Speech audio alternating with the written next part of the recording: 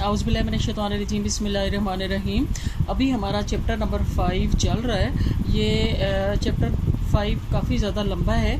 इसके दो हिस्से हैं। पहला हिस्सा जो है वो कायद-ए-आज़म बतौर गवर्नर जनरल यानी कायद-ए-आज़म मोहम्मद अली जिन्ना के बारे में है, 1947 से लेकर 11 सितंबर 1948 तक, यानी जब तक कायद-ए-आज़म हयात थे पाकिस्तान बनने के बाद, तो बहैसियत गवर्नर जनरल उनके जो कारनामे हैं वो हम पढ़ चुके हैं। अब इसी तरह का एक और इम्पोर्टेंट क्वेश्चन है और वो कायद-ए-आज़म मोहम्मद अली जिन्ना के बारे में है। 8वां सवाल है कि कायद-ए-आज़म की वफ़ात के हालात लिखें और इनकी सीरत पर एक नोट लिखें। ठीक है, यानी इसमें हमने कायद-ए-आज़म की वफ़ात के बारे में बताना है और फिर कायद-ए-आज़म की सीरत व किरदार के बारे में बताना है। तो सबसे पहले हम लिखते हैं कायद-ए-आज़म की वफ़ात। तो कायद-ए-आज़म मोहम्मद अली जिन्ना के बारे में हम ये कहेंगे कि ऐसी हस्तियाँ जो हैं वो ज़माने में बार बार पैदा नहीं होती, और ये वो वाली शख्सियात हैं जो लाखों में एक होती हैं, और उन जैसा बनने के लिए और उनकी तरह की खूबियाँ अपने अंदर पैदा करने के लिए बहुत ज़्यादा तगोदो की ज़रूरत होती है। तो ये वो शख्सियत है कायद-ए-आज़म मोहम्मद अली जिन्ना कि जिन्होंने इतने जोश और वलवले से काम किया अपना मुल्क हासिल करने के लिए, जो अपना ख्वाब था उसको पूरा करने के लिए, कि एक तो ना उसके पीछे उन्होंने अपनी उम्र की परवाह की और ना ही उन्होंने उसके पीछे अपनी सेहत की परवाह की। यानी उस वक्त आप अपनी उम्र की 70 की उसमें हिस्से में थे, 70s में थे, कि जब पाकिस्तान बनाने के लिए वो कोशिशें कर रहे थे। तो 70s की एज में मोस्टली ये होता है कि लोगों की ना मेमोरी काम कर रही होती है, ना उनके पार्ट्स ऑफ बॉडी काम कर रहे होते हैं, और इंसान ये नहीं था कि कायद-ए-आज़म कोई सेहतमंद किस्म के इंसान थे, इंतहाई कमज़ोर शख्सियत थे। और जब पाकिस्तान बनाने के लिए कोशिश कर रहे थे तो यानी फ़िज़िकली भी इस कदर वीक थे कि चलते हुए ऐसे लगता था कि बिल्कुल पता नहीं ये अल्लाह तवक्कल ही चल रहे हैं। लेकिन शख्सियत का रोब ऐसा था कि कभी उन्होंने उसकी वजह से बीमारी को या कमज़ोरी को अपने ऊपर हावी नहीं होने दिया था। नज़र उनकी कमज़ोर थी, लेकिन कभी उन्होंने इस तरह का नहीं शो किया कि मुझे नज़र नहीं आता। फिर बीमारी जो थी उनको लंग्स का प्रॉब्लम था, फेफड़ों का आर्ज़ा लाहक था, और ये जब आप पाकिस्तान के लिए कोशिश कर रहे थे तो ये चीज़ें साथ साथ चल रही थी, लेकिन अपने जोश और वलवले की वजह से उन्होंने अपनी बीमारी को दबाए रखा। लेकिन जब पाकिस्तान हासिल हो गया तो उस वक्त बहुत ज़्यादा इग्नोर करने की वजह से, सेहत को काफ़ी ज़्यादा निगलेक्ट करने की वजह से अब इनकी बीमारी जो थी वो इनके ऊपर गालिब आना शुरू हुई। और असल वजह ये थी, बीमारी के गलबे की वजह भी ये थी कि मोस्टली आपने एक्सपीरियंस किया होगा कि हम जब जोश और जज्बे से काम कर रहे होते हैं बहुत ज़्यादा भाग के, तो उस वक्त हमें किसी तरह की कोई थकन फील नहीं हो रही होती। लेकिन जैसे हम अपना काम ख़त्म कर चुके होते हैं, बैठते हैं, रेस्ट करते हैं, तो क्या होता है फिर एकदम से जैसे नींद भी आना शुरू हो जाती है, जैसे थकावट होना शुरू हो जाती है, जिस्म के मुख्तलिफ अज़ा में उस काम की नौइयत से ना पेन होना शुरू हो जाता है। तो कायद-ए-आज़म के साथ भी शायद यही हुआ कि जब उन्होंने अपना ख्वाब हासिल कर लिया तो फिर क्या हुआ कि वो बीमारी जो कि पहले से ही बहुत शदीद थी अब इनके ऊपर डोमिनेंट हो गई। और फिर डॉक्टर्स ने कायद-ए-आज़म को सख्ती से ये कहा कि आप अपनी सेहत की तरफ तवज्जो दें, और उनकी सख्ती भी क्या, वो इस काबिल ही नहीं थे कि उसको नेगलेक्ट करें। लिहाजा कायद-ए-आज़म जो थे वो कोयटा तशरीफ़ ले गए वहाँ की पुरफ़िज़ा एनवायरनमेंट की वजह से, क्योंकि ज़ाहिर है उनका इसका ब्रीदिंग का इशू था, लंग्स का प्रॉब्लम था। तो जब वहाँ पर भी स्टे करके उनका जो ध्यान था वो अपनी मुल्क की तरफ था और मुल्क की तरक्की के लिए उसी जज्बे से काम कर रहे थे और बहुत ज़्यादा कॉन्शियस थे। और वहाँ से जब कायद-ए-आज़म की कोशिशों की वजह से पाकिस्तान का स्टेट बैंक कायम हुआ तो कायद-ए-आज़म बहुत एक्साइटेड थे, क्योंकि वो चाहते थे कि पाकिस्तान को मुआशी तौर पर ایک مضبوط ملک بنا کر جائیں، تو وہ پھر کوئٹہ سے وہاں پر اس کی افتتاح کی تقریب میں وہاں سے تشریف لائے 1 جولائی 1948 کو، اور آ کر انہوں نے پھر یہ تقریب جو تھی وہ اٹینڈ کی اور اس میں تقریر کی، اور یہ قائد اعظم محمد علی جناح کی زندگی کی ایک آخری تقریب تھی اور ایک آخری خطاب تھا جو انہوں نے کیا۔ اور اس کے بعد پھر واپس جب کوئٹہ گئے تو پھر آگے ان کی صحت کی زیادہ خرابی کی وجہ سے انہیں زیارت منتقل کر دیا گیا، جہاں پر آپ 2 مہینے اور 10 دن رہے، اور پھر 11 ستمبر 1948 کو یعنی فائٹ کرتے کرتے آخر انہوں نے وہ سرنڈر کر گئے اور اپنی جان کو جانے فانی کے سپرد کر دیا، اور ہمارے عظیم قائد جو تھے وہ ہم سے جدا ہو گئے فزیکلی، اور روحانی طور پر تو وہ ہمیشہ ہمارے دلوں میں زندہ رہیں گے جب تک کہ یہ مملکت پاکستان ہے انشاءاللہ تعالی، تب تک وہ ہمارے ساتھ اسی طرح سے رہیں گے جب تک ان کا کارنامہ ہے اس دنیا میں موجود، تو انشاءاللہ تعالی قائد اعظم بھی ہمیشہ ہمیشہ یہاں پر رہیں گے۔ کہ یہ وہ ہستی ہیں جن کے بارے میں شاید علامہ اقبال نے فرمایا تھا کہ 1000 سال نرگس اپنی بے نوری پہ روتی ہے، بڑی مشکل سے ہوتا ہے چمن میں دیدہ ور پیدا۔ تو یہ چمن میں دیدہ ور پیدا کرنے والی شخصیات روز روز نہیں پیدا ہوتی۔ اللہ تعالیٰ کا لاکھ لاکھ شکر ہے کہ اللہ تعالیٰ نے پتہ نہیں کس نیکی کے صدقے میں یا کس وجہ سے یا کس کی دعاؤں کے صلے میں ہمیں یہ رہنما عطا کیے اور ان کی وجہ سے ہمیں یہ عظیم مملکت ملی۔ تو اگلا جو ہمارے کوشچن کا حصہ ہے وہ ہے قائد اعظم کی سیرت۔ تو قائد اعظم کی سیرت بے مثال تھی، ان کا کردار بے مثال تھا جس کی اس دنیا میں شاید مثال ملنا مشکل ہے عام انسانوں میں۔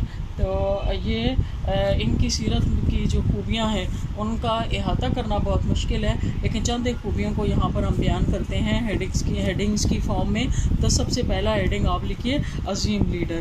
قائد اعظم محمد علی جناح برے صغیر کے مسلمانوں کے حقیقی معنوں میں ایک عظیم لیڈر تھے۔ قائد اعظم کا مطلب بھی ہوتا ہے ایک عظیم رہنما، عظیم لیڈر، تو وہ حقیقی معنوں میں ایک عظیم لیڈر تھے۔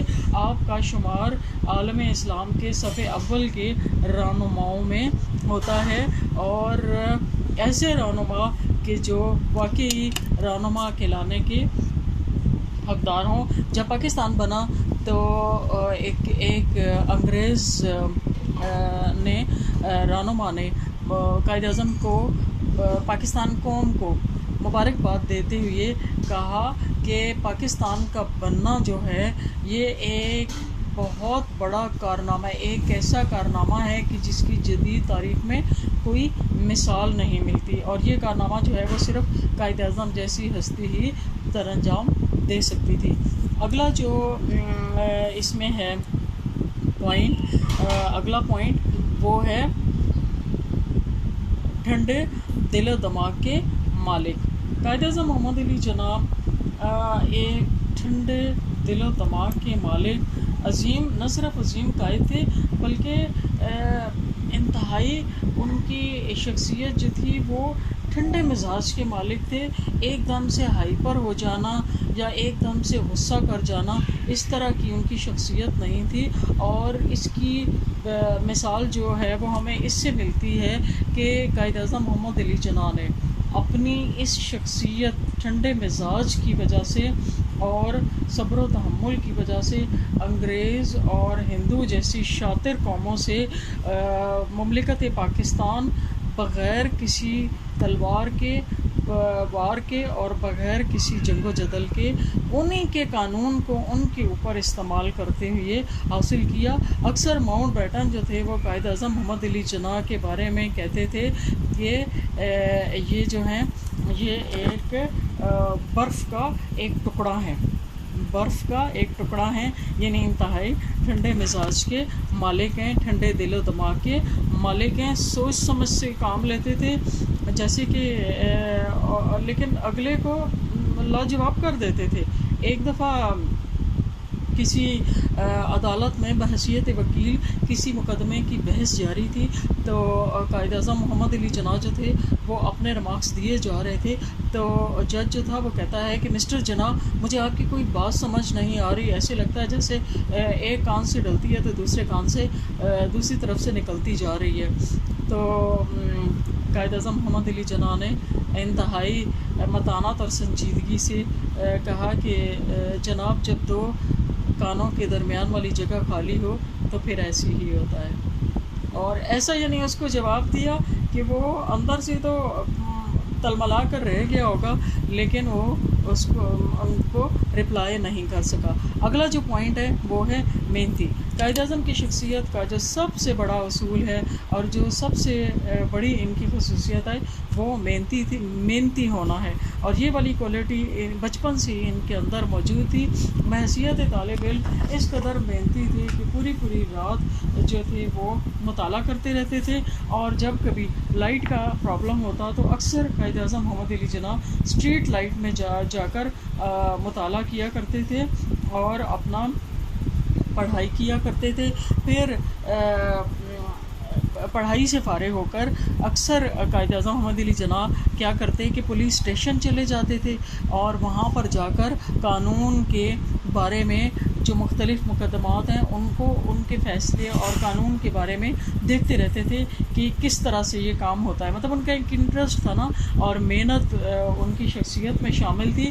تو یہی محنت والی شخصیت تھی کہ جس کی بنا پر قائد اعظم محمد علی جناح نے پاکستان حاصل کرنے کے لیے بھی دن رات محنت کی، اور آخر میں مسلمانوں کے لیے ہمارے لیے ایک عظیم وطن حاصل کر لیا۔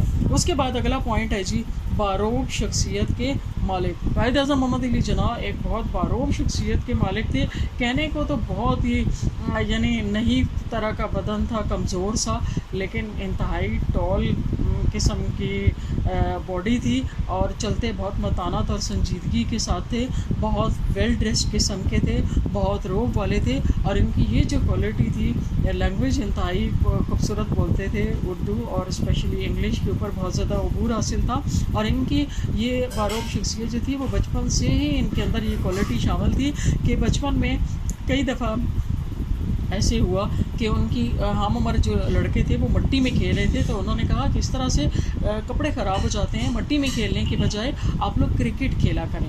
تو یہی چیزیں ہوتی ہیں جو بچپن میں شخصیت میں موجود ہوتی ہیں، تو وہ بڑے ہو کر بھی انسان کو کچھ نہ کچھ اس سے کروا دیتی ہیں۔ اگلا جو پوائنٹ ہے وہ ہے ذہانت۔ قائد اعظم محمد علی جناح انتہائی ذہین اور کھلے دماغ کے مالک تھے۔ ان کی ذہانت کے کئی ایک واقعات موجود ہیں جن سے پتہ چلتا ہے کہ قائد اعظم محمد علی جناح بہت زیادہ ذہین تھے۔ جیسے ایک واقعہ بیان کیا جاتا ہے کہ آپ ایک دفعہ ریل میں سفر کر رہے تھے، وہاں پر آپ نے اپنے لیے ایک برتھ ریزرو کروائی ہوئی تھی، اور وہ ریل گاڑی میں بیٹھ کر اپنے مختلف کاغذات لے کر ان کے مطالعے میں مصروف تھے، تو تھوڑی دیر میں انہوں نے دیکھا کہ ریل میں ایک ڈاکو لڑکی آ گئی اور آتے ساتھ ان کی برتھ پر قابض ہو گئی ہے۔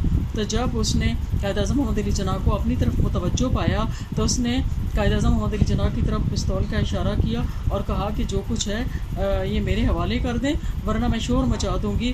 کہ قائد اعظم محمد علی جناح نے، وہ اکیلے اپنے کمرے میں تھے نا، کہ اکیلے مجھے اپنے کمرے میں رکھا ہوا ہے، تو قائد اعظم محمد علی جناح آگے سے بالکل سائلنٹ رہے۔ اس نے دوبارہ کہا، تیسری دفعہ کہا، تو قائد اعظم محمد علی جناح نے اس کی طرف اشارہ کیا اور فرمایا اشارے سے کہ میں نہ تو سن سکتا ہوں نہ میں بول سکتا ہوں، تو تم جو کچھ کہہ رہی ہو مجھے کاغذ پہ لکھ کے دو۔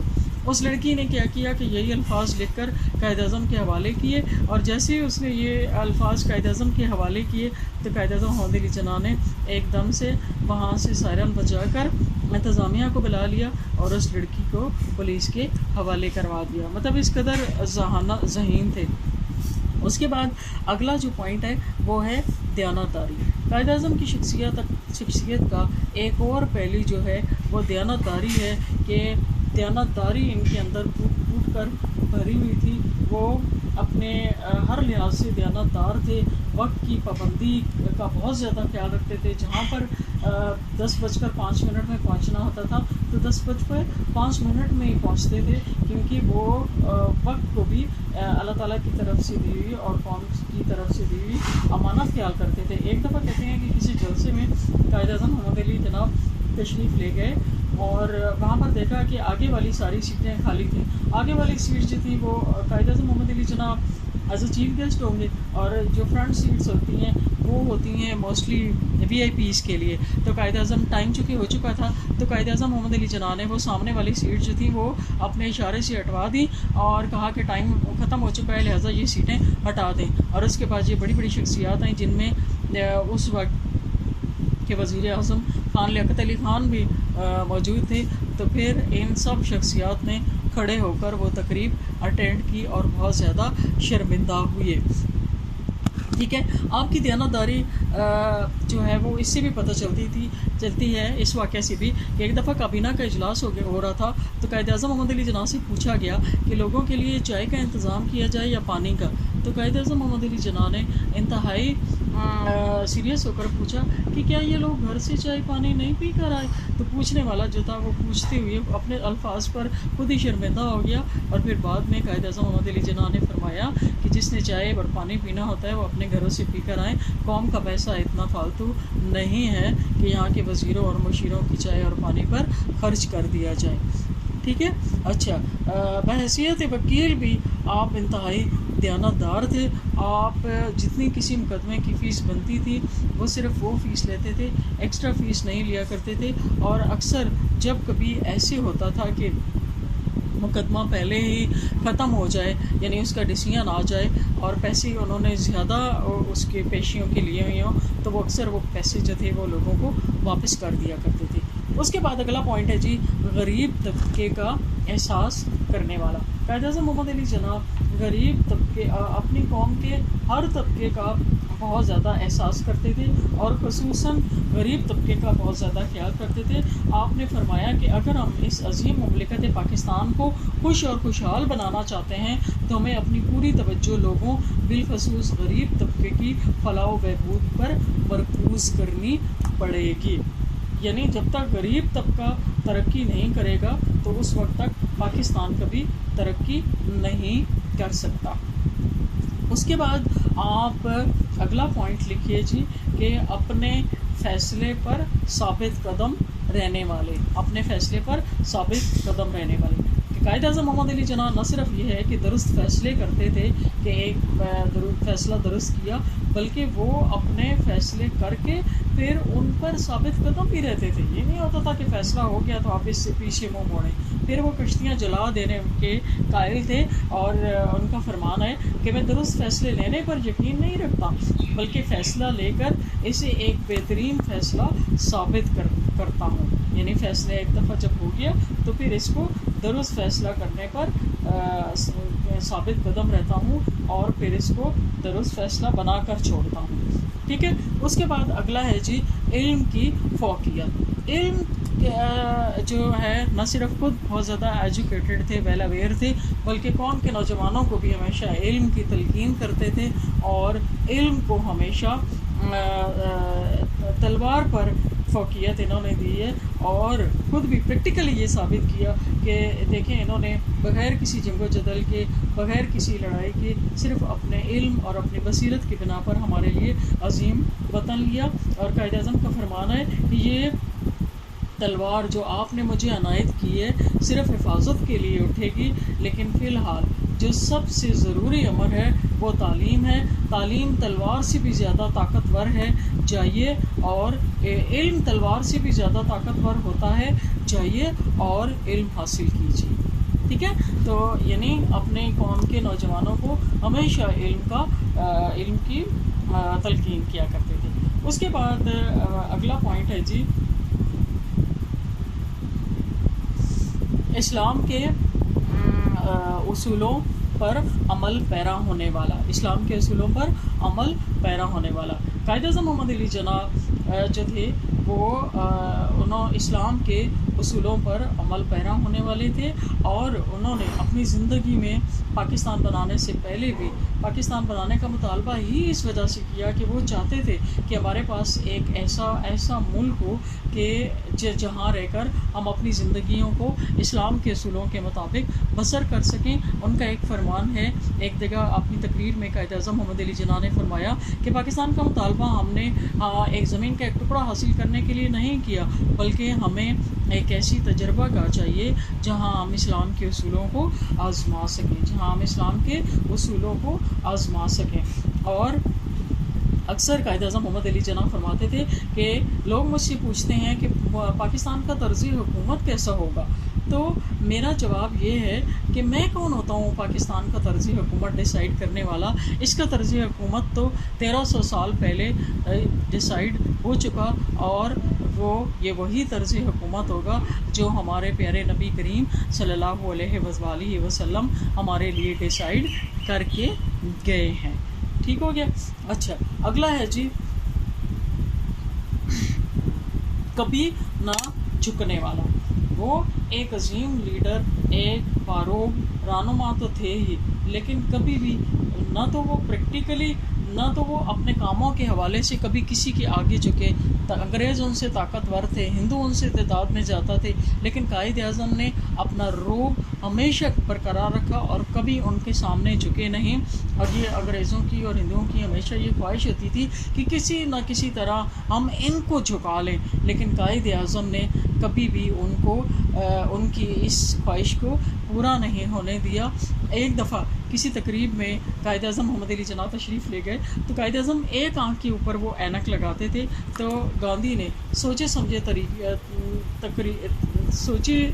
طریقے سے قائد اعظم سے ہاتھ اس طرح ملایا کہ ذرا ان کو ایسے جھٹکا دیا کہ ان کی جو وہ اینک تھی وہ نیچے گر گئی۔ اب اس کا مقصد یہ تھا کہ یہ جھک کر وہ اینک اٹھائیں گے، لیکن قائد اعظم محمد علی جناح نے بڑے باروب انداز سے دوسری اینک جیب سے نکالی اور اس کو آنکھوں پر لگا لیا۔ پھر اس کے بعد اگلا ہے جی انتہائی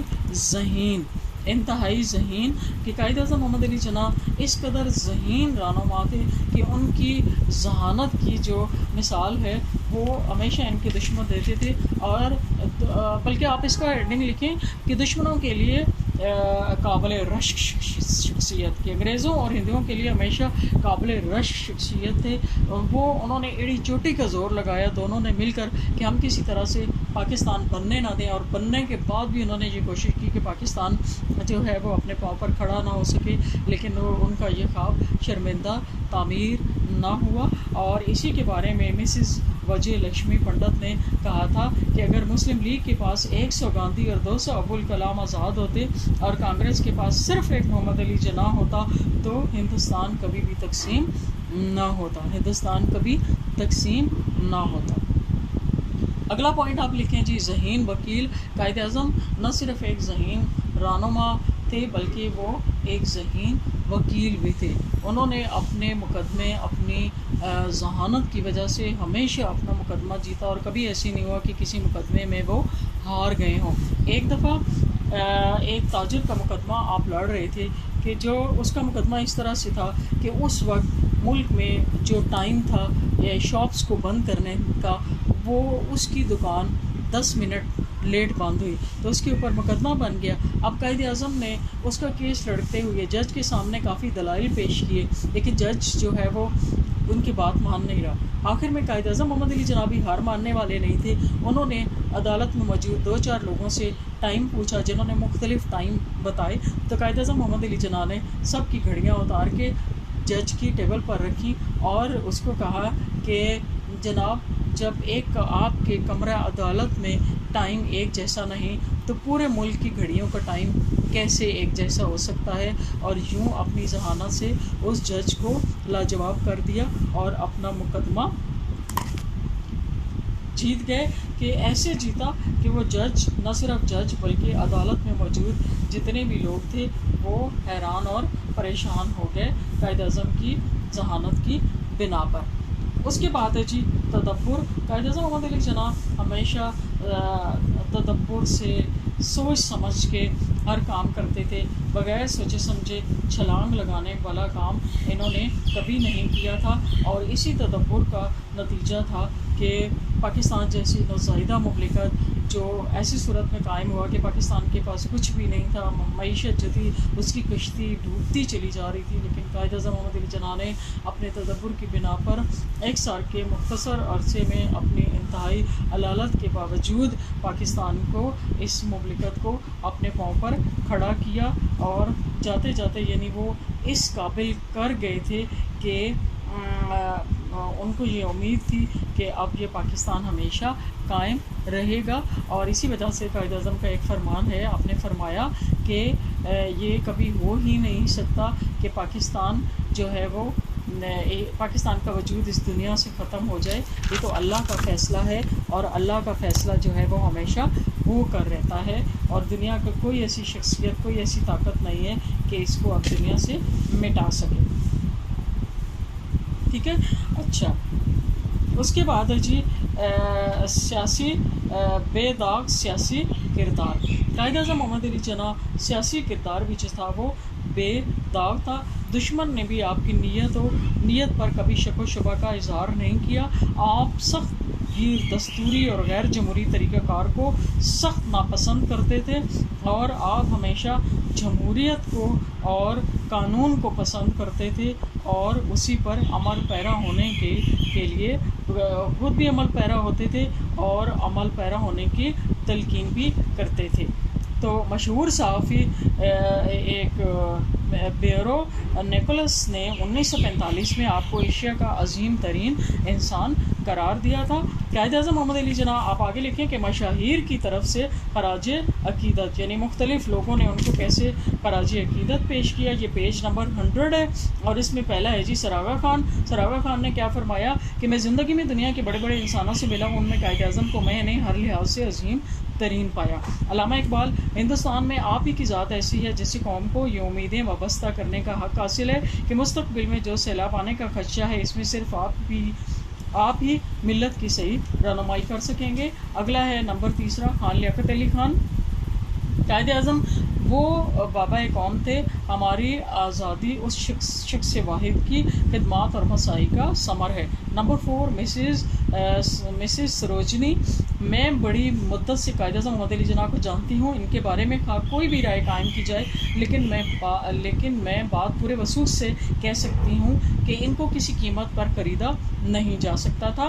नंबर 5 है जी मिसिस विजय लक्ष्मी पंडित के अगर मुस्लिम लीग के पास 100 गादी और 200 अबुल कलाम आज़ाद होते तो कांग्रेस के पास सिर्फ एक मोहम्मद अली जिन्ना होता तो हिंदुस्तान कभी तकसीम ना होता। नंबर 6 है हैरी एस ट्रूमैन। साबिक सदर अमेरिका ने कहा कि दौलत पाकिस्तान का मेमार, पाकिस्तान की सबसे बड़ी इस्लामी मुमलिकत का बानी, मुझे यकीन है सिर्फ मिस्टर मोहम्मद अली जिन्ना की गैर मामूली क़यादत या हुकूमत और इसके अवाम के लिए मशले राह साबित होगी। लंदन के मशहूर अखबार लंदन टाइम्स ने लिखा कि कायद-ए-आज़म ने अपनी ज़ात को एक बेहतरीन नमूना पेश करके अपने इस दावे को सच्चा साबित कर दिया कि मुसलमान एक अलहदा कौम है। इनमें ज़हनी लचक नहीं थी, वो अंग्रेज़ों के नज़दीक हिंदुस्तानियों का खुलासा है। इनके तमाम ख्यालात हीरे की तरह कीमती मगर सख्त और वाज़ेह होते थे। इनके दलाइल में हिंदू लीडरों जैसी हीलाबाजी न थी, बल्कि वो जिस नुक्ता नज़र को हदफ बनाते थे इस पर बराह रास्त निशाना बांधकर किरदार अदा करते थे, और वो एक नाकाबिले तस्वीर हरीफ थे। अगला है जी नंबर 8 लॉर्ड पैथिक लॉरेंस का शुमार कायद-ए-आज़म मोहम्मद अली जिन्ना के मुखालफिन में होता है। वो बड़े सगीर के आखिरी वज़ीर हिंद और काबीना मिशन के एक रुकन थे। कायद-ए-आज़म को पाकिस्तान से उन्होंने फरमाया, कायद-ए-आज़म को पाकिस्तान से जो मोहब्बत थी इसका इज़हार उन्होंने इन अल्फाज में फरमाया कि गांधी एक कातिल के हाथों मारा गया, जिन्ना का पाकिस्तान से वाबस्तगी ने खात्मा किया। कितनी खूबसूरत अल्फाज हैं, लेकिन अफसोस से कहना पड़ता है कि वो कायद-ए-आज़म जिन्होंने पाकिस्तान के लिए अपने आप को भी ख़त्म कर लिया, वो अगर आकर हमारे इस मुल्क को देखें और हमें देखें कि हमारा इस मुल्क के साथ और इसके साथ हमारा क्या किरदार है और हम इसको बिगाड़ने के लिए किस तरह दिन रात मसरूफ़ हैं। जैसा कि एक शायर ने कहा कि बेअसर हो गए सब हरफ़े नवा तेरे बाद, کیا کہیں دل کا جو احوال ہوا تیرے بعد، تو بھی دیکھے تو ذرا دیر کو پہچان نہ پائے، ایسی بدلی کوچے کی فضا تیرے بعد۔ اور تو کیا کسی پیماں کی حفاظت ہوئی، ہم سے ایک خواب سنبھالا نہ گیا تیرے بعد۔